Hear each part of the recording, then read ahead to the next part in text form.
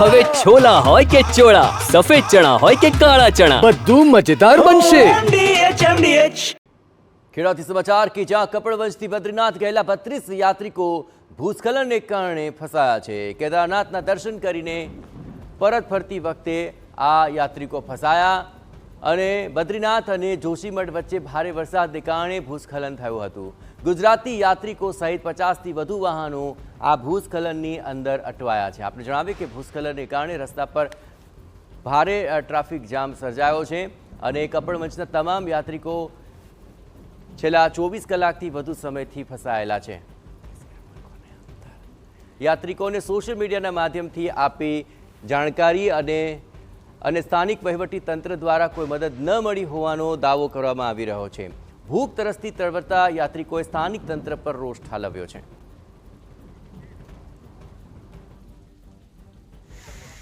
જોશીમઠથી બદ્રીનાથ જવાનો રસ્તો 15મી રાતથી 16મી સવાર સુધી ખૂબ જ ભૂસ્ખલન અને વરસાદના કારણે બંધ થઈ ગયો છે। હજુ સુધી પ્રશાસનમાંથી કોઈ પણ અધિકારી વ્યક્તિ હાજર થયો નથી। આના કારણે ઘણો મોટો ટ્રાફિક જામ થઈ રહ્યો છે। પબ્લિક ઘણી બધી સમસ્યાઓ થઈ રહી છે। 15મી રાતથી ભૂસ્ખલનના કારણે રસ્તા બંધ થઈ ગયા છે અને હજી સુધી કોઈ ખસેડવા આવ્યા નથી। રસ્તો ખુલ્લો કર્યો નથી પ્રશાસને અને બધા યાત્રીઓ ઘણા ફસાયા છે। આખે ખાસી બધી ગાડીઓ છે, લગભગ 150-200 જણા છે। ખાધા પીધા વગર બધા બેસી રહ્યા છે। જલ્દીથી રસ્તો ખુલ્લો થાય એવી પ્રશાસન।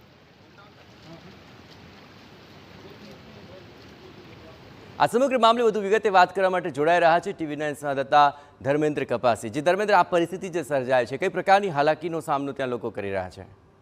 જે સ્થાનિક લોકો દ્વારા કપડવંજના જે સ્થાનિક લોકો હતા તેમના દ્વારા જે વિડીયો ઉતારીને TV9 અને અન્ય ચેનલોને પણ મોકલવામાં આવ્યા છે। એ લોકો જે પરિસ્થિતિનો હાલમાં સામનો કરી રહ્યા છે તેની તેમના દ્વારા વિગતો જાહેર કરવામાં આવી છે કે જોશીમઠથી બદ્રીનાથ વચ્ચેનો જે રસ્તો હતો ત્યાંથી તેઓ પસાર થઈ રહ્યા હતા। અત્યંત ભારે વરસાદને કારણે જે ભૂસ્ખલન થયું ને તેના જ કારણે ગઈકાલે રાતથી આ રસ્તો બંધ થયો છે। આજે સવાર સુધી તંત્ર દ્વારા કોઈ જ કામગીરી ન કરવાની આક્ષેપ પણ સ્થાનિકો દ્વારા વિડીયોની અંદર કરવામાં આવી છે। પરંતુ થોડા સમય પહેલા જ મારે પણ તેઓ સાથે વાત થઈ છે। તેમના દ્વારા એ પ્રમાણે જણાવવામાં આવ્યું છે કે થોડા કલાકો પહેલા વહીવટી તંત્ર હવે ઘટના સ્થળે પહોંચ્યું છે અને થોડા સમયની અંદર જે રસ્તો જે ખૂબ ભૂસ્ખલન થયેલું છે તેને હટાવવાની કામગીરી સ્થાનિક વહીવટી તંત્ર દ્વારા કરવામાં આવશે અને રસ્તો ખુલ્યા પછી જે કપડવંજના જે 30 યાત્રિકો ફસાય છે તેમના સહિત અન્ય લોકો પણ ઘણા બધા રાજ્યોના છે તે લોકોનો માર્ગ ચોખ્ખો કરવામાં આવશે અને તેઓ આગળ વધી શકશે। આ પ્રકારની વાત હમણાં જ થઈ છે। જી બિલકુલ, ખાસ કરીને આ તમામ જે યાત્રિકો છે તેમની વાતચીતમાં આખરે તેમને કોઈ સ્થાનિક તંત્ર દ્વારા કે ત્યાંના સ્થાનિકો દ્વારા શું કોઈ મદદ મળી રહી છે ખરી? જે પહેલી વાત તો એ કે અજાણ્યા સ્તર પર જે ગુજરાતના પ્રવાસીઓ ગયા છે તો સ્થાનિક રસ્તાઓથી તેઓ એટલા પરિચિત ન હોય, સ્વાભાવિક છે। તેના કારણે સ્થાનિક લોકોના કોઈ સંપર્ક ન હોય તેમની પાસે, તે પણ સ્વાભાવિક વાત છે। અને જે રસ્તા પરથી તેઓ પસાર થઈ રહ્યા છે તે રસ્તા પર અચાનક જ ભૂસ્ખલન થવાને કારણે આગળ કઈ રીતે વધવું તે સૌથી મોટી મુશ્કેલી હતી। જે સ્થળની ઉપર આ ઘટના બની છે ત્યાં આગળ એવો અન્ય કોઈ લોકોનો અવર જવર પણ ન હોવાને કારણે તેઓ વધારે મુશ્કેલીમાં મુકાયા હતા। જો કે બીજો કોઈ વિકલ્પ ન હોવાને કારણે તેઓ જે ઘણા બધા લોકો હતા ત્યાં જ આખી રાત વિતાવી હતી।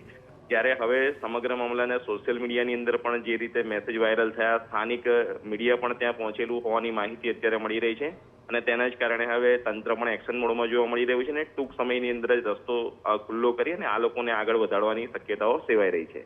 બિલકુલ ધર્મેન્દ્ર, તમામ પરિસ્થિતિ પર આપ નજર રાખતા રહેજો।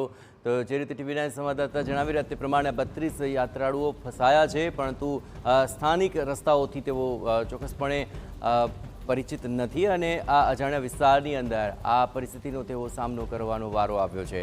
ભૂસ્ખલનને કારણે સર્જાઈ ગયો છે ટ્રાફિક જામ, જેમાં આ યાત્રાળુઓ અટવાયા છે। MDH કિચન કિંગ મસાલા રસોડામાં હોય તો આપણે કંઈ પણ બનાવી શકીએ છીએ। રીંગણાનો ઓળો, બટેટા ફુલાવર, ભીંડી મસાલા અને બીજું ઘણું બધું। MDH